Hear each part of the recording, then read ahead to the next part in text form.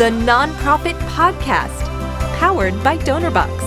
Virtual events are here to stay and are making fundraising fun for many nonprofit leaders, founders, and fundraisers right now. Are they a good fit for you? Welcome to the Nonprofit Podcast. I'm Kara, fundraising coach at Donorbox. We're here each week with practical actions you can use today to take your nonprofit to the next level tomorrow. Welcome back to part 2 of Do Virtual Events Still Deliver Real Results? We're continuing our conversation with Jenna Lynch, nonprofit advocate at Donorbox, and we've gathered some of the top questions we've received about virtual events, written them on note cards, and we're going to continue to tackle them one by one. As we talked about some strategies and some must-dos for virtual events, and we weren't able to tackle all the questions last week, so I'm ready to keep it going, ready to pull the next question. Yeah, it was a great conversation last week. I'm excited to jump back in. So let's go ahead and pull the next one. All right. I am sure both of you have seen a lot of successful fundraisers and helped run them. What, according to you, stands out among the fundraisers that turned out to be the most successful and that reached their fundraising goals with ease?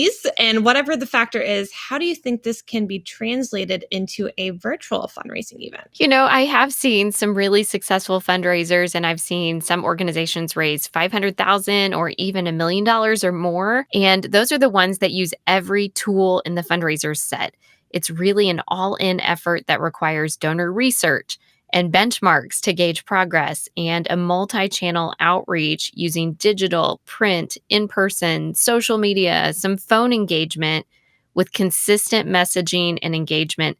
And it 100% requires all hands buy-in and support from staff and board and volunteers. A fundraising event at that scale will be a concentrated, dedicated effort for many weeks, whether it's in person or virtual, and it all starts with strategy. And to create a successful virtual fundraising event, we need to mirror the strategy of a mini capital campaign and roll out the event in phases.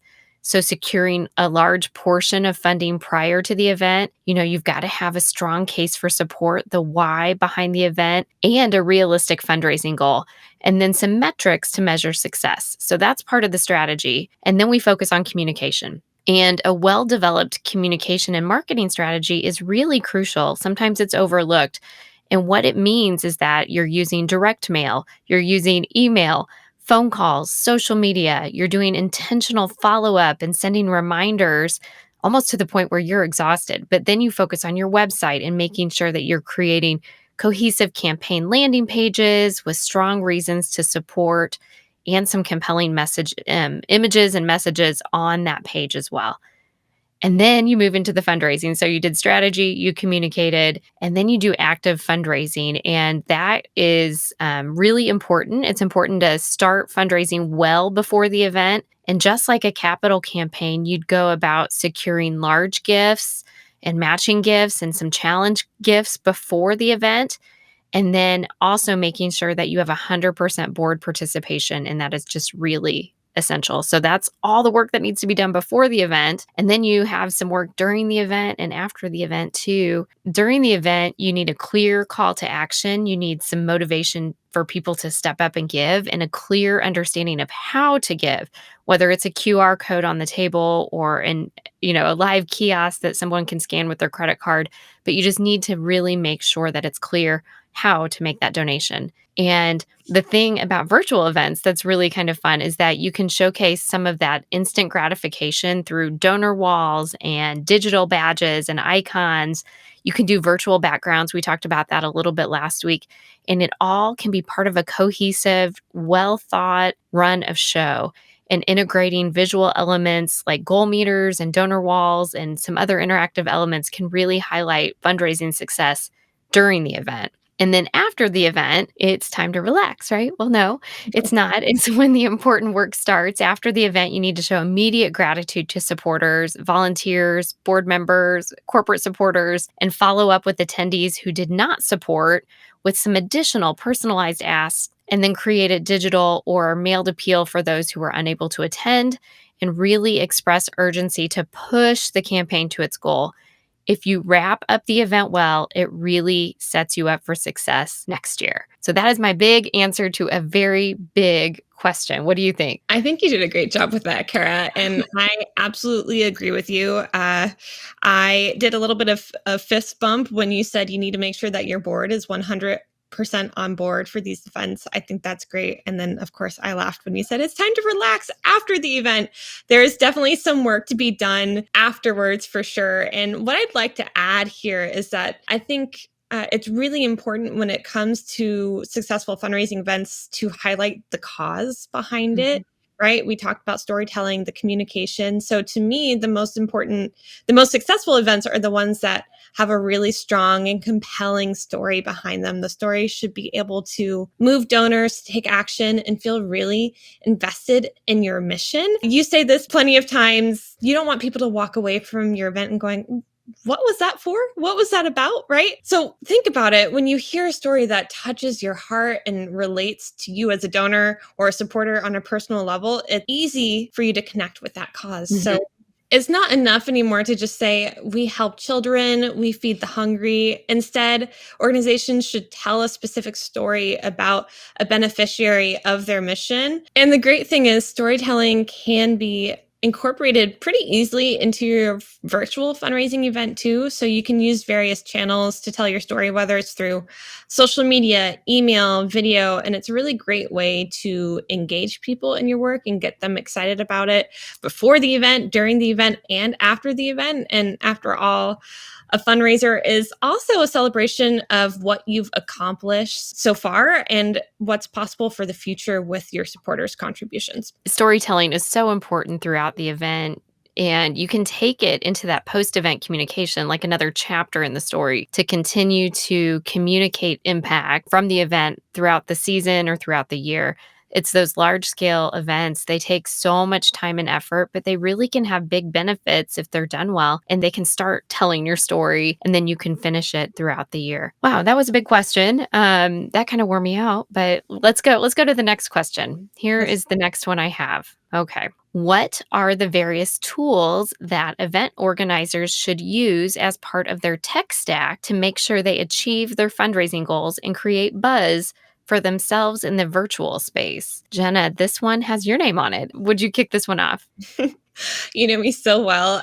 This is exactly the type of question that gets me excited. So, this is a great question, and I don't think it's one that nonprofits ask enough. When it comes to planning and executing a virtual event, the tech stack needed will vary depending on the goal of each event and the theme of each event. But first and foremost, it's really, really important to choose an online ticketing platform that can seamlessly integrate with your nonprofit CRM, such as Donorbox events. So this ensures that you can easily manage your event page, registration, track your attendees, collect information, collect donations, even if you can't be in the same physical space. And finally, I think that it's important to have a tool that can collect donations from online attendees, right? During the event with multiple payment options. Of course, this is a fundraiser. You need to be able to do that. So again, this is where tools such as Donorbox come in. So Donorbox makes it easy for attendees to give, especially through QR codes. This is a great way to give online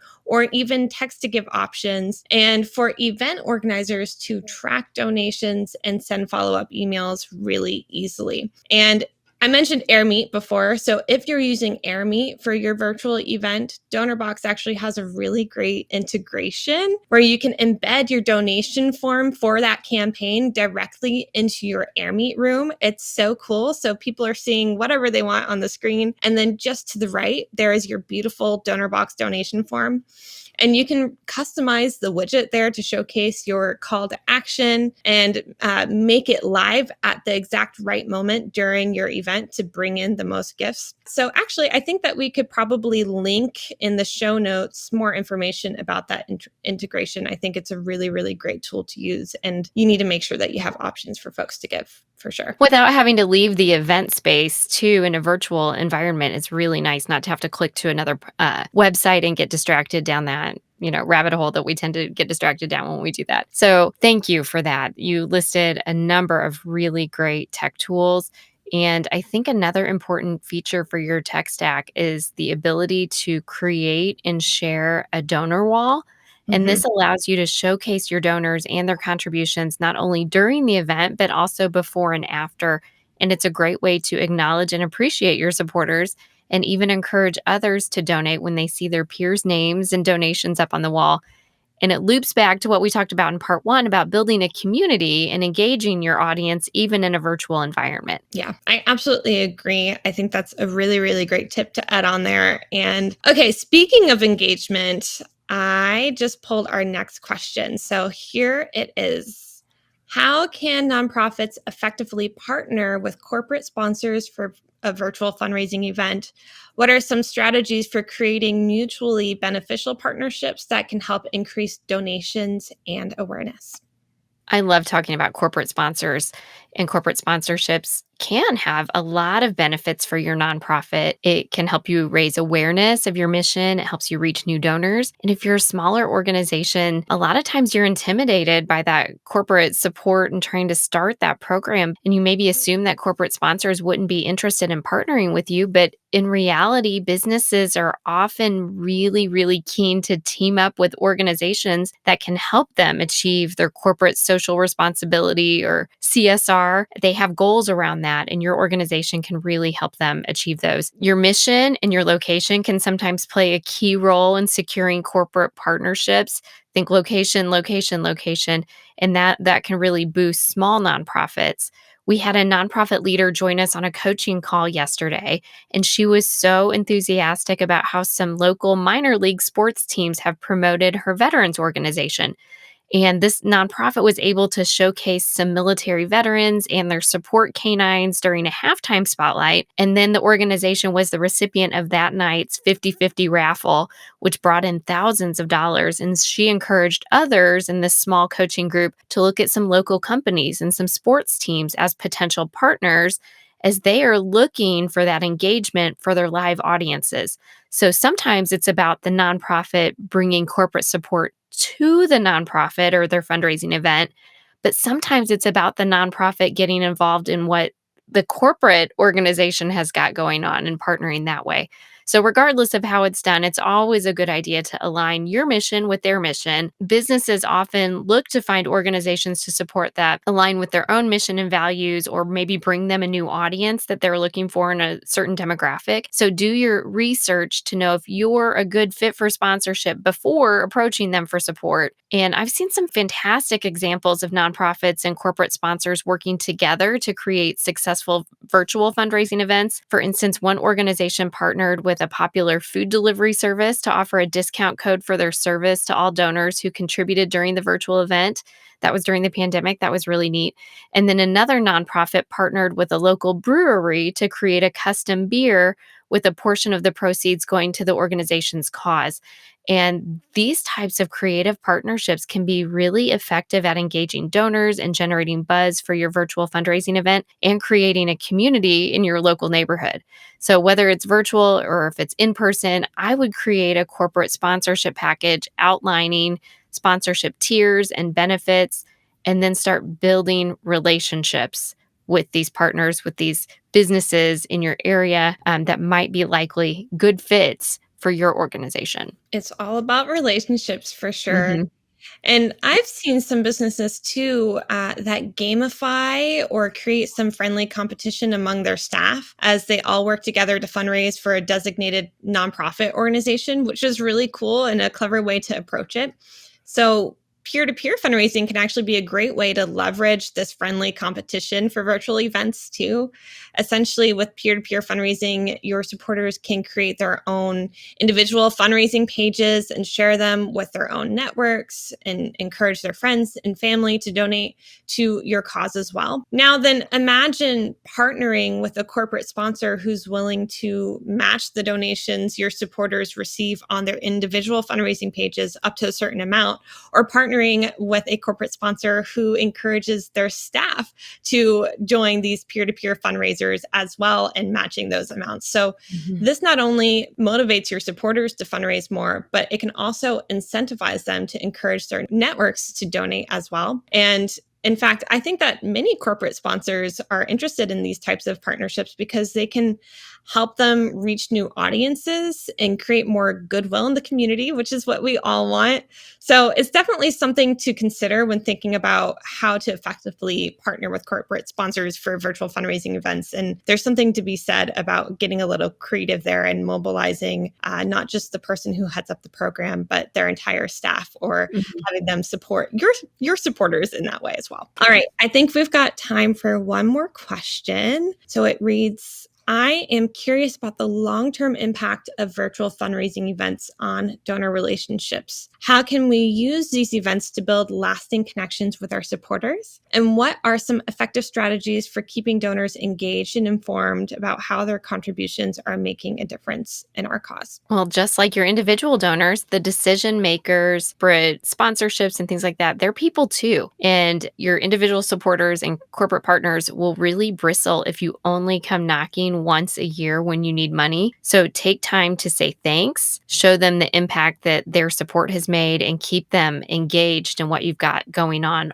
all year long. Ask them how you can create something that's appealing for them to keep that engagement going, whether that's creating some volunteer opportunities for corporate businesses or staff to give them a service opportunity, or just ask your individual donors what resonates most with them with an event. You will learn so much by asking. And that was really a great question, Jenna. Thank you for that last question. And thanks for taking time to talk about virtual events these last couple of weeks. It's been a fun conversation. Of course. Thanks for having me. I've really, really enjoyed this. And as we're talking about saying thanks, I wanted to say thank you for choosing to spend time with the Nonprofit Podcast. I hope you've left with the confidence to take a small step today that will make a big difference tomorrow. Don't forget to download and review the podcast, or give it a thumbs up if you're listening to the Nonprofit Podcast on YouTube. Your review is a great way to help others find us. You're here to help others. We're here to help you. So until next time, stay inspired. That warm feeling when you help someone, it's not just happiness, it's fulfillment. And we believe it should be available to everyone. From frontline heroes to first-time fundraisers, our tools empower you to help others. This is our mission. This is Donorbox, helping you help others.